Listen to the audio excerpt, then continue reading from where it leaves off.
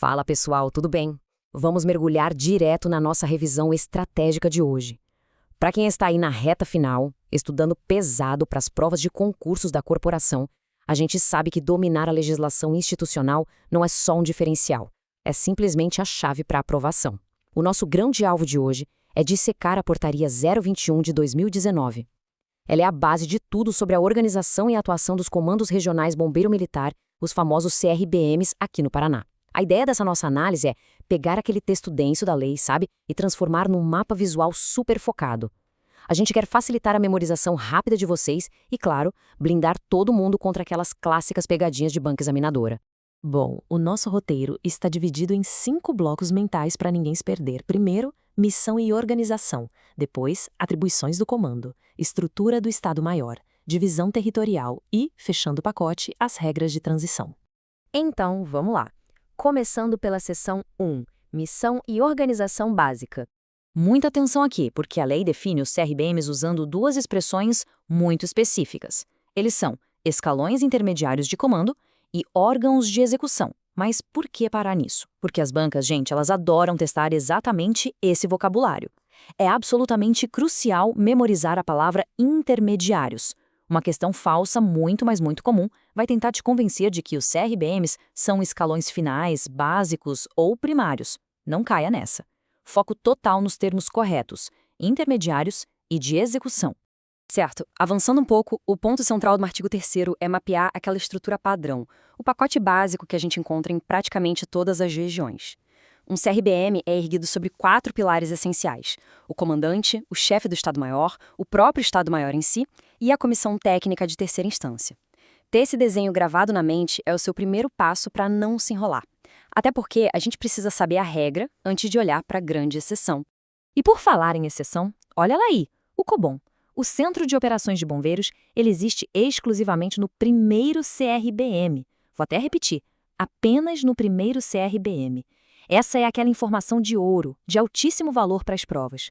É um truque clássico das bancas colocar numa alternativa que o COBOM está presente em todos os comandos regionais ou que fica no segundo, no terceiro, nada disso. Associem o COBOM ao número 1. Essa é a melhor defesa contra essa armadilha, com certeza. Beleza, passando agora para a seção 2, atribuições do comando. Vamos entender esses papéis. É exatamente nessa parte que os examinadores adoram brincar de quem é quem, trocando as atribuições. Mas o contraste entre essas duas figuras é bem claro. Pensa comigo. De um lado, a gente tem o comandante regional. O papel dele é estratégico, focado no ambiente externo. Ele é quem representa o comandante geral, elabora os planos de altíssimo nível e atua como a instância recursal para sanções e assuntos de justiça. Do outro lado, a gente tem o chefe do Estado-Maior, que tem um foco mais para dentro, administrativo e operacional. Fiquem de olho nos verbos de ação ligados a ele: assessorar, coordenar, encaminhar. Então, se a questão da sua prova falar sobre assessorar na tomada de decisões ou coordenar planos logísticos, pode marcar sem medo. O gabarito é o chefe do Estado-Maior e não o comandante. Entendido isso, vamos para a seção 3, a estrutura do Estado-Maior e as famosas seções, da CRB1 a CRB4. O artigo 6º divide tudo em 4 grandes blocos. A melhor técnica de estudo aqui é o agrupamento por palavras-chave, beleza? Vamos começar pela CRB1? Pensa nela como o grande guarda-chuva de recursos humanos e disciplina. Os pilares são pessoal, informações, justiça e disciplina. As responsabilidades deles envolvem assessorar como o efetivo vai ser distribuído, controlar aquele tempo de serviço sagrado para a reserva remunerada e dar suporte nos trâmites de justiça. Resumindo, falou em gerir os militares e os direitos deles, a gente está falando da CRB1. Mudando para a CRB2, a pegada já é outra. O escopo aqui olha para o futuro e para a rua. O foco é planejamento, instrução, defesa civil e relações públicas. É essa seção que arregaça as mangas para coordenar cursos, elaborar os planos de emprego operacional para as grandes operações da região, tocar as relações públicas e manter os planos de contingência da defesa civil sempre afiados. É basicamente a mente que projeta e treina a tropa. Já a CRB3, bom, a gente pode muito bem chamar de o motor financeiro e logístico do comando regional.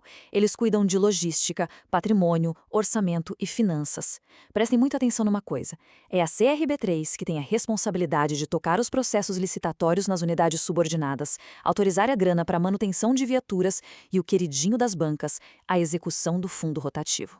Então a dica é: leu compras, licitações, central de viagens ou fundo rotativo no enunciado, o alvo é a CRB3.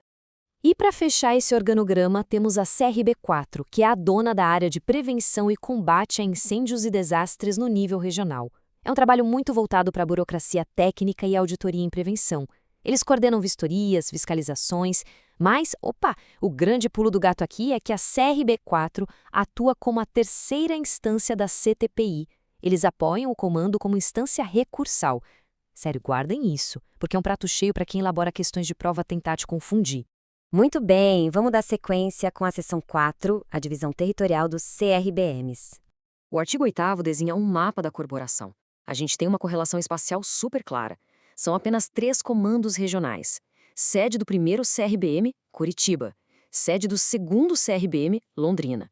E a sede do terceiro CRBM fica em Cascavel. Dominar essa tríade, Curitiba, Londrina e Cascavel, e saber exatamente quais grupamentos estão sob cada guarda-chuva é requisito básico, tá?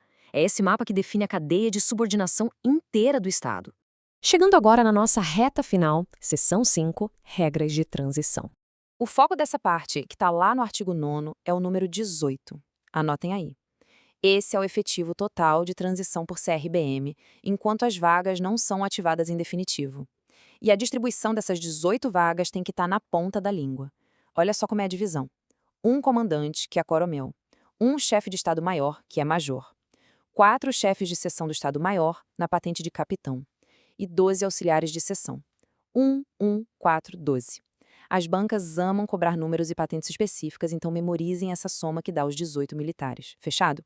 Certo. Pausa dramática agora para um teste de evocação ativa. Vamos ver se os conceitos estão consolidados. Pensa rápido. De acordo com o parágrafo 1º do artigo 9º, quem é que substitui o comandante regional nas férias dele ou em um afastamento temporário? Fico alerta. Tem uma casca de banana enorme da cadeia de comando aqui que vive derrubando o candidato bom. E a resposta na ponta do lápis é o militar mais antigo na área do comando regional. E aí, pensaram no chefe do Estado-Maior? Pois é, a intuição grita pra gente marcar ele, né? Mas a regra da portaria taxativa assume o oficial mais antigo na área. O chefe do Estado-Maior, se não for ele o mais antigo, fica apenas como assessor do substituto. Grifem, circulem, botem um post gigante com isso para não cair nessa pegadinha. Bom, para fechar o nosso raciocínio de hoje, eu deixo uma reflexão. Quando a gente olha para toda essa estrutura, as comissões, as instâncias de recurso, as divisões de CRB1 a CRB4, a gente precisa entender o porquê de tudo isso. Essa portaria não foi inventada só para criar mais papelada. A ideia principal, e o texto da lei deixa isso claro, é propor a melhor distribuição do efetivo operacional possível. O objetivo final é um só: atingir o menor tempo-resposta no atendimento. Toda essa arquitetura burocrática existe para garantir que, lá na ponta, a proteção à vida e ao patrimônio chegue voando para os cidadãos paranaenses.